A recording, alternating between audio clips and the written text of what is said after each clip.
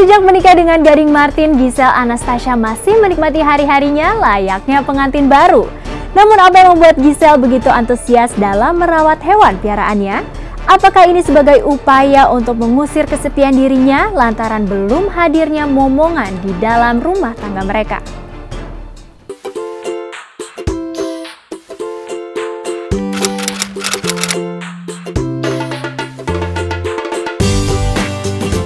Pasca menikah dengan Gading Martin di Pulau Dewata, Bali, Giselle Anastasia tak pernah bosan ditanya soal belum hadirnya momongan di tengah cinta mereka.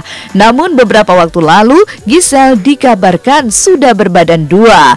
Anehnya, kabar bahagia ini malah dianggap Giselle sebagai kabar bohong sekaligus doa. Apakah selama ini Gading dan Giselle sepakat untuk menunda momongan lantaran kontrak kerja yang terlanjur disepakati Gading dan Giselle? Oh, momongan masih belum dikasih, jadi masih sambil nunggu kita kerja dulu, sambil jalan-jalan dulu, ngumpulin duit dulu, nabung dulu. Tapi juga bukannya yang nunda juga, jadi emang belum dikasih aja gitu.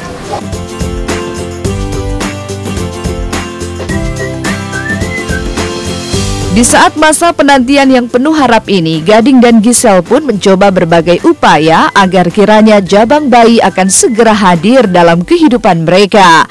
Jika umumnya orang banyak melakukan pancingan dengan cara mengangkat seorang anak, Gading dan Giselle justru lebih memilih merawat anak anjing jenis poodle berwarna coklat.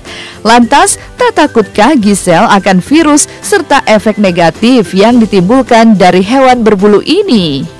Karena kan ngurus anak tuh nggak gampang, kayak ginian emang nggak bisa disamain, tapi ngurus gini aja kalau nggak becus kan gimana ngurus anak. Cuma kalau orang bilang kan melihara binatang takutnya ada bakteri atau virus apa gitu. Cuman kita kan dari pertama beli emang udah komit kalau anjing misalnya duduknya di rumah, tapi ada bagian-bagian tertentu yang emang dia nggak bisa ke sana gitu, apalagi ke kamar. Terus aku udah vaksinin, udah. Terus sama udah sih sejauh ini itu aja, cuman kalau memang dalam waktu dekat ini kalau memang ada kesempatan saya memang pengen ke dokter untuk cek-cek aja. Jadi daripada ntar ngobatin aneh-aneh, mending kita kan cegah dulu ya. Kalau emang ada toksik dan rubella atau segala macam biar bisa diobatin dulu.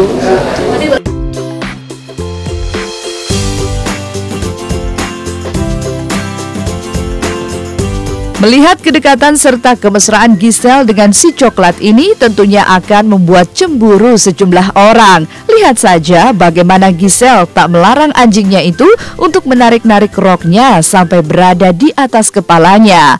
Bahkan jika melihat aksi Giselle yang menggendong si coklat, tak ubahnya seperti menggendong seorang bayi. Bahkan ia juga sering membawa si coklat ini berpergian bersama sang suami dengan pakaian yang tak kalah trendinya dengan sang pemilik.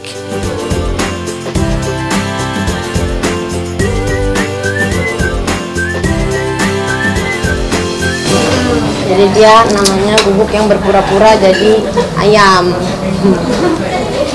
Terus ini yang jasnya itu tadi kan nanya kalau keluar kita beli nggak, ini aku nemunya pas di Bangkok. Buat jaga-jaga kalau kapan-kapan pergi ke undangan, tapi ngapain bawa dia repot ya.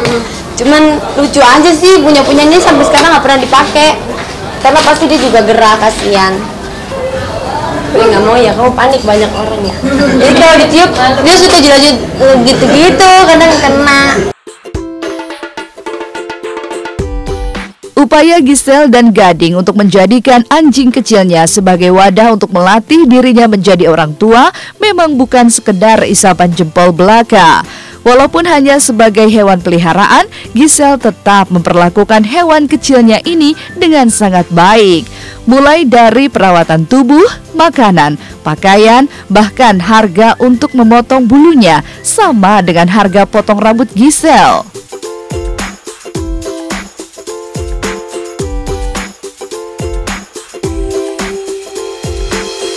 Mau nggak mau kalau kita udah komit untuk pelihara hewan, jadinya kan kalau nggak kurus kasihan juga. Jadi ya memang pasti harus sedia biaya lebih buat mandiinnya, karena kan kita kerja nggak bisa mandiin sendiri gitu, jadi ada orang datang mandiin ke rumah. Kadang-kadang haircutnya aja harganya sama potong rambut aku.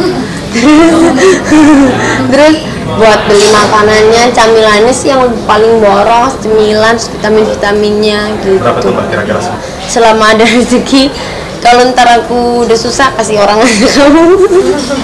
Ya mau nggak mau kayak kadang-kadang pagi-pagi bangun gitu, sebelum mandi aku turun dulu main sama dia, terus mandi berangkat kerja, pulang kerja pasti main dulu, baru aku naik bersih-bersih terus baru tidur gitu. Jadi kayak memang nggak banyak sih waktunya, cuman selalu disempetin aja. Kalau nggak kasihan.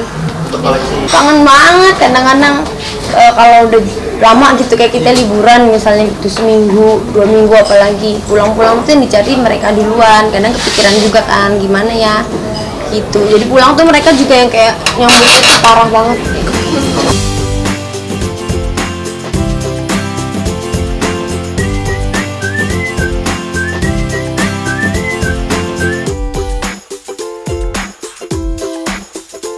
Artis berinisial YR tertangkap petugas BNNP DKI dalam razia yang digelar Minggu kemarin.